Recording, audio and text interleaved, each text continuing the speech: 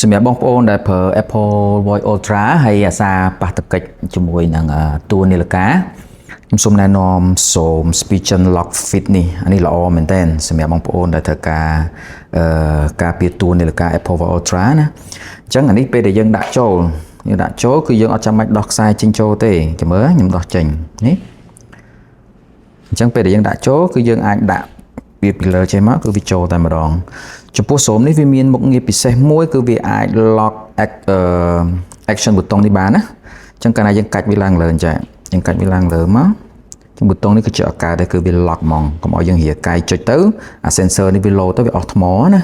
អញ្ចឹងបើយើងអត់ប្រើទេយើង lock វាចោលទៅចាំពេលដែលយើងហាត់ប្រាណចាំយើងបើកវាវិញយើងកាច់វាចុះក្រោមមកវិញមកគឺវាដំណើរការវិញហើយការ design របស់គេគឺការពារបានជុំវិញល្អមែនតើសូម្បីតែផ្នែកខាងមុខនេះក៏គេធ្វើលានខ្ពស់ជាងអេក្រង់ដែរអញ្ចឹងយើងមិនចាំបិទ skin ក៏បានដែរពេលដែលយើងធ្លាក់ទៅគឺវាអត់ប៉ះទេអញ្ចឹងសម្រាប់